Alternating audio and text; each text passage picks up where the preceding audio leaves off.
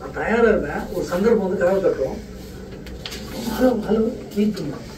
Luck இது ஏற்கனவே பல பேரை அங்கே தட்டியிருக்கணும், ஆனால் அவன் தயாராக இல்லை. தயாராக இருந்ததுனால அவனுக்கு லக் ஆயிடுச்சு. வெளியிலேருந்து பார்க்குறவன் என்ன சொல்லலாம், நேற்று வரைக்கும் இப்படிதான் இல்லை சார், இன்னைக்கு எங்கேயோ போயிட்டான் சார், ஆள் வேற ரேஞ்சு, இவனுக்கு தான் அது புதுசு. எந்த ஒரு சக்ஸஸ் ஸ்டோரியிலையும் லக்கோட ரோல் சொல்லவே முடியாது, மாறிக்கிட்டே இருக்கும். ஒருத்தங்க லைஃப்பில் பெருசாக ஜெயிக்கிறாங்கன்னு வச்சுப்போம். அவங்கள பற்றி ஒன்றுமே தெரியாதவங்களுக்கு, விஷயம் புரியாதவங்களுக்கு அவங்க ஜெயிச்சதுக்கு லக் ஒரு பெரிய ரீசன் அப்படின்னு சொல்லுவாங்க. ஆனால் அவங்க கூட இருந்து அவங்க பட்ட கஷ்டத்தை எல்லாம் பார்த்தவங்களுக்கு இல்லை எல்லாத்துக்குமே ஹார்ட் ஒர்க் தான் காரணம் அப்படின்னும் நினைப்பாங்க. எனக்கு பர்சனலாக லக்னா யாருக்கோ எங்கேயோ அதிசயமாக நடக்கிற ஒரு விஷயமா நான் பார்ப்பேன். அதே நேரத்தில் லைஃப்பில் பர்சனலாக ஏதாவது ஒரு சேலஞ்சிங் டைம்ஸில் அடடா நமக்கு அந்த லக்கே இல்லையே அப்படின்னு கூட எனக்கு தோணியிருக்கு. உங்களுக்கும் அப்படி தானே? பட் லக் பற்றி இன்றைக்கி உங்களோட ஐடியாஸ் எல்லாத்தையுமே கம்ப்ளீட்டாக சேஞ்ச் பண்ணி அதிர்ஷ்டத்தை உங்களை தேடி வர வைக்கிறதுக்கு நம்ம என்ன செய்யலாம், அதுக்கு ரிலேட்டடான கான்செப்ட்ஸை இன்றைக்கி உங்களோட ஷேர் பண்ணலான் இருக்கேன். ஃபுல்லாக பொறுமையாக கேட்டு பாருங்கள். ஜேம்ஸ் ஆஸ்டின் அப்படின்ற நியூராலஜிஸ்ட் லக் பற்றி கம்ப்ளீட் ஃப்ரேம் ஒர்க் கொடுத்துருக்காங்க அவங்களோட புக் சேஸ் சான்ஸ் கிரியேட்டிவிட்டியில். இன்னும் நிறைய தாட் லீடர்ஸ், நேவல் ரவிகாந்த் கூட டைப்ஸ் ஆஃப் லக் பற்றி பேசியிருக்காங்க அவங்களோட பாட்காஸ்ட், அவங்களோட இன்டர்வியூஸ்லாம். இதுலேருந்து படித்த விஷயங்களை நான் அவங்களோட ஷேர் பண்ணுறேன். எஸ், அதிர்ஷ்டத்துக்கு பல வகைகள் இருக்குன்னு சொல்கிறாங்க. இதில் ஒவ்வொன்றும் எப்படி வேலை செய்யும், அதை நம்ம லைஃப்பில் எப்படி புரிஞ்சுக்கலான்றதை இன்றைக்கி பார்க்கலாம். இந்த 4 வகையான லக்கையும் நம்ம புரிஞ்சுக்கிட்டோம் அப்படின்னா உங்களோட உண்மையான பொட்டென்ஷியலை ஈஸியாக அன்லாக் பண்ண முடியும் அண்ட் அதிர்ஷ்டம் உங்களை தேடி வர வைக்க முடியும். First type of luck, blind luck. இது வந்து நம்ம கண்ட்ரோலுக்கு வராத ஒரு அதிர்ஷ்டம். நமக்கு ஒரு புரிதல் இருக்குல்ல, லக் அப்படின்ற ஒரு வார்த்தை கேட்டால் நம்மளுக்கு ஒன்று தோணுதில்ல, அதுதான் இது. எப்படி நடக்கும், யாருக்கு நடக்கும், எங்கே, எதுவுமே தெரியாது.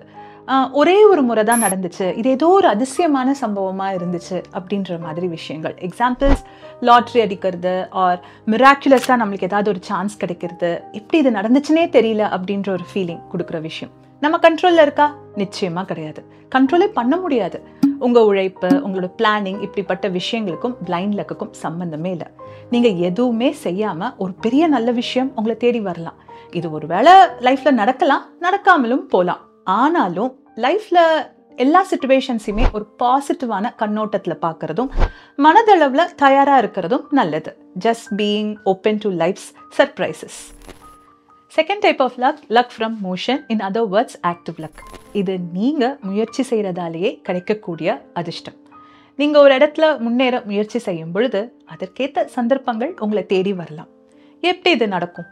நீங்கள் புது விஷயங்களை முயற்சி செய்யும்போது நல்லதொரு வாய்ப்பு உங்களுக்கு கிடைக்கிறதுக்கு நிறைய சான்சஸ் இருக்குது. இது உங்களுக்கு காரணம் இல்லாமல் கிடைக்காது.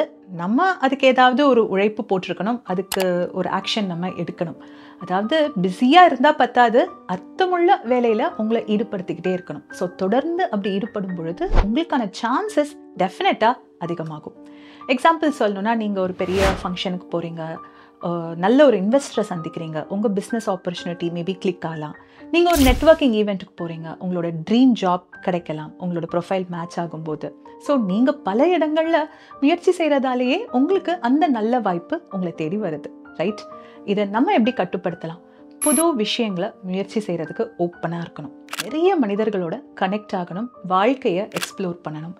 பேசிக்கலி நான் என்ன சொல்ல வரேன்னா, ஒரே வட்டத்துக்குள்ளே இல்லாமல் வேறு வேறு விஷயங்களை ட்ரை பண்ணும் பொழுது சான்சஸ் ஆஃப் லக் டெஃபினட்டாக அதிகமாயிட்டே இருக்கும். Alright. Third type of luck, luck from preparation. தயாராக இருக்கிறதுனாலேயே நமக்கு கிடைக்கக்கூடிய அதிர்ஷ்டம். இது வந்து கடின உழைப்பின் பலன். நீங்கள் ஒரு விஷயத்தில் திறமையாக இருக்கிறீங்க அப்படின்னா அதற்கேற்ற நல்ல வாய்ப்புகள் உங்களை தேடி வரும். இது ஒரு sweet spot where preparation meets opportunity. ஸ்டார்டிங்கில் ஆக்டர் ராம்கி அவர்கள் அவங்களோட இன்டர்வியூவில் சொல்லியிருந்தாங்கல்ல, மென்ஷன் பண்ணியிருந்தாங்களே, அதுதான் இது. நீங்கள் நல்லா படிக்கிறீங்க, தொடர்ந்து அதில் உங்கள் ஸ்கில்ஸ் எல்லாம் டெவலப் பண்ணிகிட்டே இருக்கீங்க. ஸோ ஏதோ ஒரு நல்ல ஆப்பர்ச்சுனிட்டி வரும்போது உங்களால் அதை கரெக்டாக யூஸ் பண்ண முடியுது. நான் எப்போவுமே என்னை தயார்படுத்திக்கிட்டே இருக்கணும் அப்படின்ற ஒரு எண்ணம், நீங்கள் போடுற உழைப்புக்கு ஒரு நாள் யாரோ உங்களை ஒரு நல்ல பொசிஷனுக்கு ரெக்கமெண்ட் பண்ணுறாங்க. நீங்கள் தயாராக இருந்தனால மட்டும்தான் அந்த அதிர்ஷ்டம் உங்களை தேடி வருது. எப்படி இது நடக்கும்? நம்ம செய்கிற காரியங்களில் 100% உழைப்பு போடணும், நம்பிக்கையோடையும் விடாமுயற்சியோடையும் மூவ் பண்ணிகிட்டே இருந்தோம் அப்படின்னா வாழ்க்கையும் நமக்கு நல்ல நல்ல வாய்ப்புகளை நிச்சயமாக தரும். ஒரு நல்ல மாற்றம் டெஃபினட்டாக வரும்.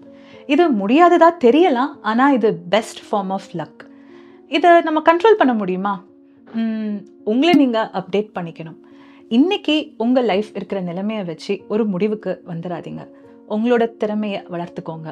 பயிற்சி பயிற்சி பயிற்சி. எஸ், எவ்வளோ தூரம் நம்ம எஃபர்ட் போடுறோமோ அதோட பேஷன்ஸையும் சேர்த்துக்கோங்க. ஞாபகம் இருக்கட்டும், luck often favours the prepared mind. உங்களுக்கான நாள் நிச்சயமாக வரும். 4th type of luck, luck from unique identity. உங்களோட தனித்துவத்தால் கிடைக்கக்கூடிய அதிர்ஷ்டம், டிஸ்டிங்க்ட் லக். இது உலகத்தில் நீங்கள் யாராக இருக்கிறீங்க அதை பேஸ் பண்ணி கிடைக்கிற லக்குங்க. உங்கள் தனித்துவமான ஐடென்டிட்டினால் உங்களுக்கு அதிர்ஷ்டம் கிடைக்கலாம். உங்கள் இண்டிவிஜுவாலிட்டி தான் உங்களுக்கு வெற்றியெல்லாம் கொண்டு வரும். எப்படி இது நடக்கும்? நீங்கள் வேறு யாருமே செய்யாத யுனிக்கான விஷயங்களை செஞ்சால் அதிர்ஷ்டம் உங்களை தேடி வர்றதுக்கு சான்சஸ் இருக்குது.